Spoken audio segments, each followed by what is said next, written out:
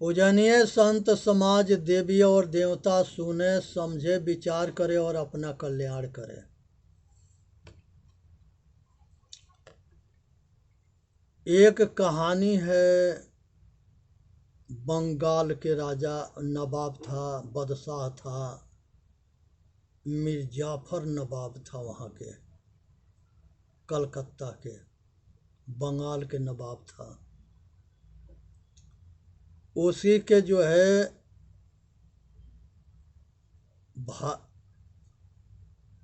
रिश्तेदार जो है मीर कासिम हुआ। ये अंग्रेजन से मिल गया। अंग्रेजन से मिल करके अंग्रेज इसको लालच दे दिए कि तुमको हम नवाब बंगाल के बना देंगे। ये लालच में आकर के सिराजुद्दौला के ये जो है धोखा से बंदी करवा देता है और सिराजुद्दौला जो है जो नवाब था उसको जो है मिर्जाफर और मीर कासिम, ये दोनों गद्दार जो है अंग्रेजन से मिल कर के बिक गए। बक्सर के युद्ध में ये भी दोनों मारे गए और सिराजुद्दौला के भी रंगून में ले जा कर के बर्मा देश में बंदी बना करके अब बहुत यातना दे करके मारा गया। तो ये सौगे अपने के ना होते हैं दूसरे के कहाँ से हो जाएंगे। मिर्जाफर मीर कासिम सिराजुद्दौला के अपना रिश्तेदार थे। तो ये ऐसे गद्दारों से बच के रहना है। ये कब किसके पीठ पीछे वार करेंगे ये भरोसा करने लायक ना होते हैं। ये विधर्मी जो है धोखा से मारने में पूरा एक्टिव होते हैं, पीठ पीछे वार करते हैं। हमारे बहुत बड़े बड़े योद्धा के पीठ पीछे मार डाले, धोखा से मार दिए। इसलिए सावधान रहनी है और गद्दारन के परख करनी है। इसी में मानव जाति के हित है।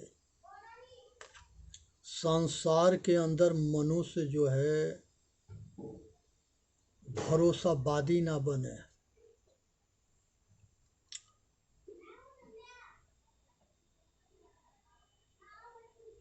एक जो है कहानी है राजा हरिश्चंद्र के। वो रात में सपना देखे कि हम एक पंडित के अपने राज दान दे दिए और वो सपना के वजह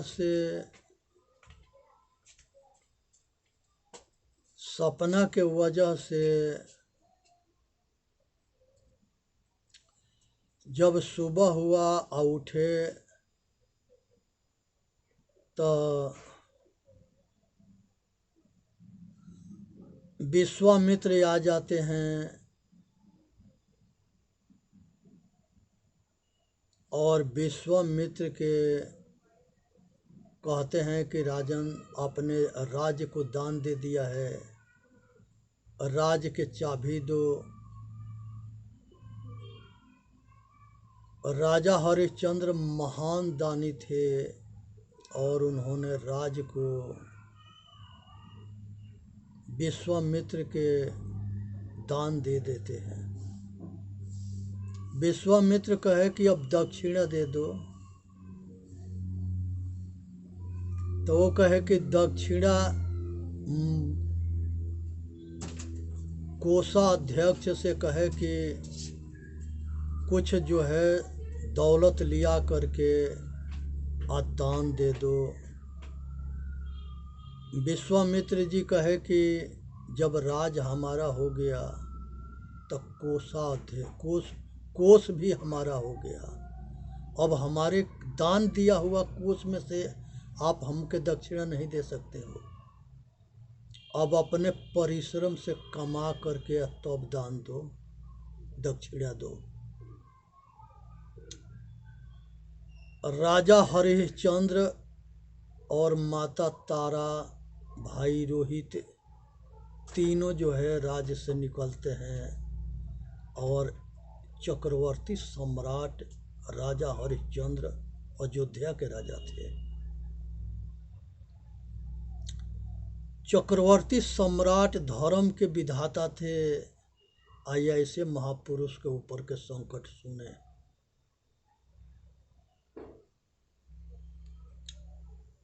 धीरे धीरे ये बनारस काशी नगरी पहुंचते हैं, जहाँ भोले बाबा के नगरी है। वहाँ एक कालू डोम था। एक जो है पंडित के यहाँ ये अपने पत्नी के और ये अपने पुत्र के वहीं दासी के काम में लगा के अपने जाके कालू डोम की यहाँ बिक गए, पत्नी के पंडित की यहाँ बेच दिए और वही पर पैसा ले कर के और विश्वामित्र के दक्षिणा दिए। और दक्षिणा देने के बाद से फिर जो है शमशान भूमि में जाके लाश जलाते थे। यही उनका काम था राजा हरिश्चंद्र जी के, महान दानी चक्रवर्ती सम्राट अयोध्या महाराज के।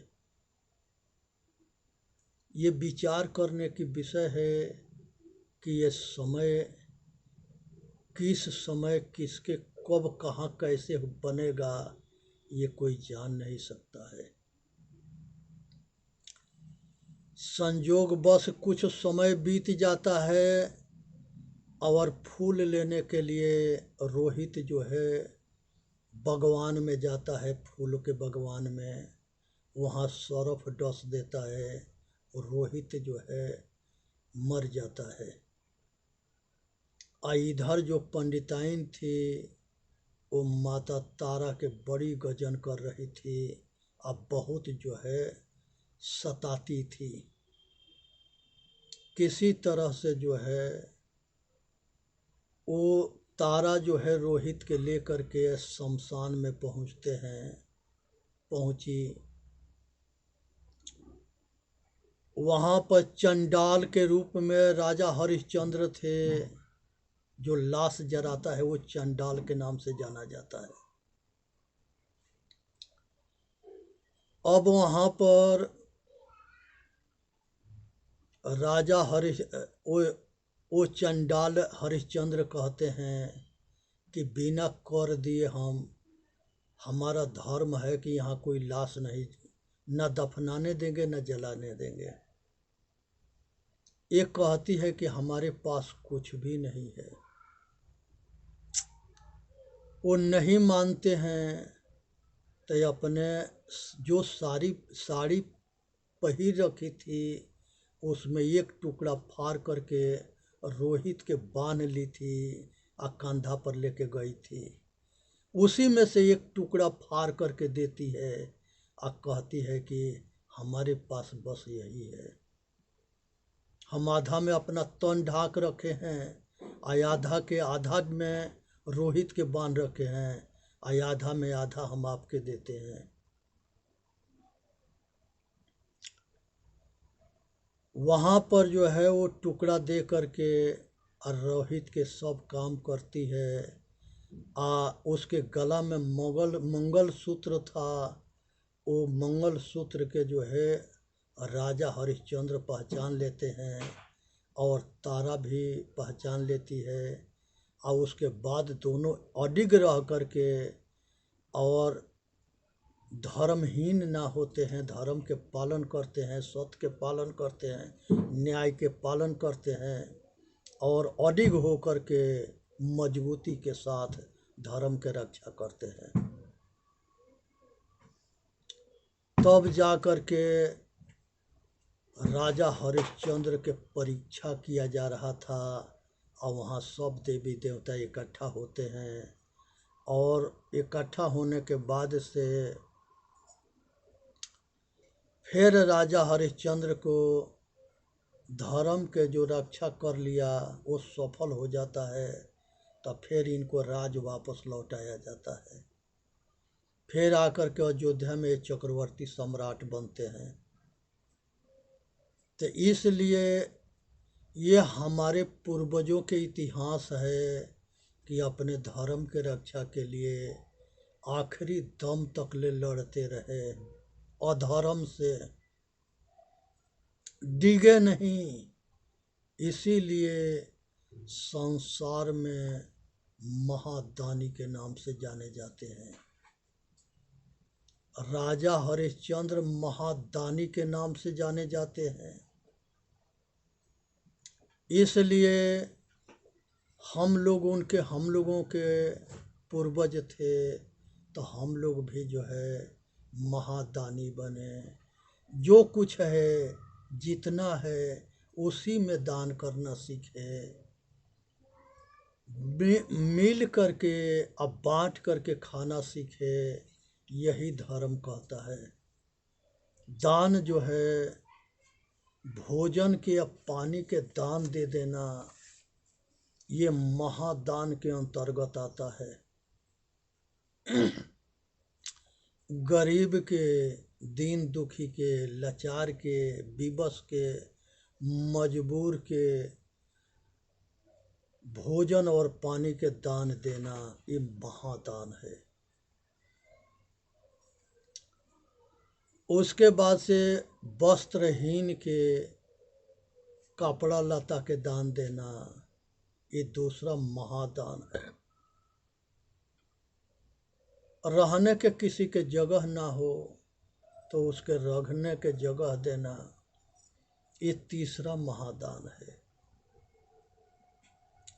बीमार हो, लाचार हो, विवश हो, मजबूर हो, दीन दुखी हो, तब बीमारी वालन के सेवा करना, दवा देना, इंतजाम करना, ये चौथा महादान है।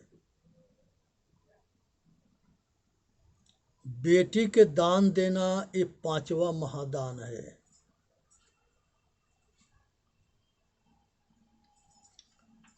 और श्रम दान करना, मजबूर के सहायता करना, लाचार विवश के सहायता करना। बेटी है, उसको गरीब है तो उसको मदद करके बेटी के शादी करा देना, ये महादान है। मनुष्य जाति के किसी तरह के परेशानी में सहायता करना, ये महादान है। जो ये महादान के रोल के निभाता है, ये भूमिका को निभाता है, ये सेवा को करता है, वही दूसरे जन्म में महान पुरुष होता है, महान माता पिता मिलते हैं और महान संपन्न घर में उसके जन्म होता है। सुख के नाम स्वर्ग है, वो स्वर्गीय सुख जो है भोगता है। लेकिन स्वर्गीय सुख में दोष ये है कि जब अपने पुण्य कर्म के भोग समाप्त हो जाता है तो वो पुण्य क्षीण होने के बाद फिर साधारण जन्म मरण के चक्कर में वो घूमता है, फिर दोबारा जन्म लेता है, लेकिन मनुष्य जन्म लेता है। और मनुष्य जन्म में जन्मना, मरना और सुख दुख भोगना, ये अनादि काल से भोगते आ रहा है। तो शिष्य ने गुरु जी से पूछा कि महाराज ये बताओ कि मनुष्य के सदा के लिए दुख से छूटने के कोई रास्ता है कि नहीं। एक शिष्य जो है सतगुरु कबीर साहब से पूछता है और सतगुरु कबीर साहब ये बताते हैं कि मनुष्य के ये दुख से छूटने के लिए हमने बीजक के रचना किए। उसमें बीज के सबल होने के इतिहास है। सबल के मतलब कि जन्म मरण के चक्कर से छूटने के सारे रास्ता बताया गया है। बीजक हिंदुस्तान के अंदर ऐसा ग्रंथ है जो वेद के या शास्त्र के या उपनिषद के सार है।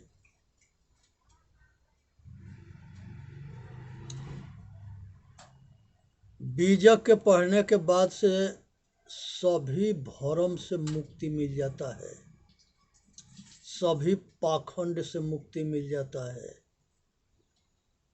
और ये दास के दादा गुरु राम सूरत साहेब अयोध्या में हुए थे, पारखी संत जो बीजक के बहुत प्रकाश फैलाए। और ये दास के सतगुरु अभिलाष साहेब हुए जो 130 पुस्तक लिख करके और पूरा हिंदुस्तान में रोशनी फैलाए। आज आचार्य जो है गुरु भाई धर्मेंद्र साहेब जी हैं, उन्होंने आज उस गद्दी को संभाल रहे हैं।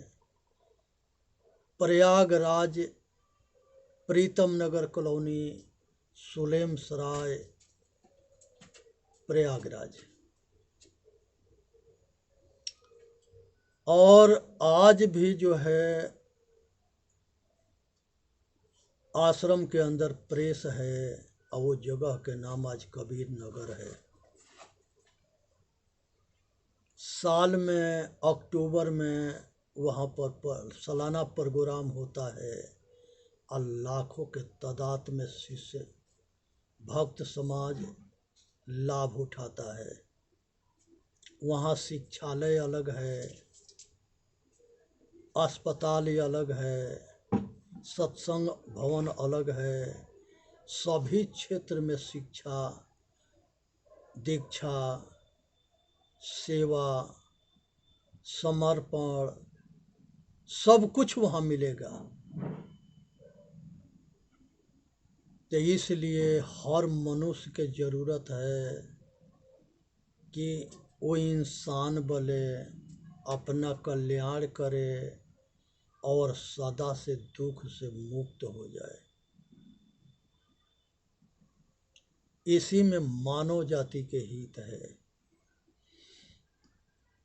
एक गुरु जी जो है पढ़ा रहे थे अपने शिष्य के, और शिष्य जो है हाजी हाजी करता रहा। गुरु जी के विचार हुआ कि शिष्य के परीक्षा करके देखें कि कहाँ तक ले समझा है। तो वो कहानी सुनाने लगे कि एक पेड़ के ऊपर जो है मधुमक्खी के छाता था। शिष्य कहा कि हाँ जी। तो सब मधुमक्खी उड़ करके अब बनिया के दुकान पर गए। शिष्य कहा कि हाँ जी। वहाँ से सब अढ़ैया के एक एक ढेला ले करके आप पेड़ के ऊपर आ गए। शिष्य कहा कि हाँ जी। गुरु जी कहे कि हमने सब कुछ पढ़ाया है और सब कुछ के तूने कुछ भी ना समझा है और सब हमारा पढ़ाई बेकार हो गया। तो ऐसे पढ़ाने से कोई फायदा ना होता है। इसीलिए सतगुरु कहते हैं कि मूर्ख के सिखलावते ज्ञान गांठ के जाए, कोयला होई न उजला 100 मन साबुन लाए। कोयला कबो उजर ना होगा, चाहे 100 मन कितनों साबुन लगा दो। इसलिए कि उसका जो है, जो उसका असी तत्व है, जो सार कोयला है, सार तत्व है, वही काला है। उसी तरह से अज्ञानी जब ज्ञान के अहंकार में मूढ़ हो जाता है तो महामूर्ख हो जाता है। वो कुछ भी मानने के लिए तैयार ना होगा। हर बात में कहेगा कि हमारे पास समय ना है और हम सब कुछ जानते हैं। और ऐसे अहंकार उसके खोपड़ी पर सवार होता है कि वो किसी के सीख मानता ना है। और वो तब तक नहीं मानता है जब तक ले अपना पतन न करा लेता है। और पतन उस तरह से करा लेता है जैसे कंस जो है कृष्ण भगवान के हाथे मरने के बाद भी नहीं, मरने के बाद भी जो है वो अपना सब कुछ सर्वस्व विनाश कर लिया। कंस बहन के बेटा भंगिना थे और कंस मामा था। तो ऐसे एगो कंस मामा हुआ है, एगो माहिल मामा हुआ है, और एक शकुनी मामा हुआ है। ये तीनों ऐसे मामा सन से सावधान रहनी है। और ये मामा जो है, मामा के नाम पर कलंक थे और जान के दुश्मन थे भगिना के बहनोई के। इसलिए चेतन जीव दुख मुक्त चैनल पर आकर के अपना कल्याण करे। अब वीडियो के लाइक करे, सब्सक्राइब करे। बोलिए सतगुरुदेव की जय। साहेब बंदगी, साहेब बंदगी, साहेब बंदगी।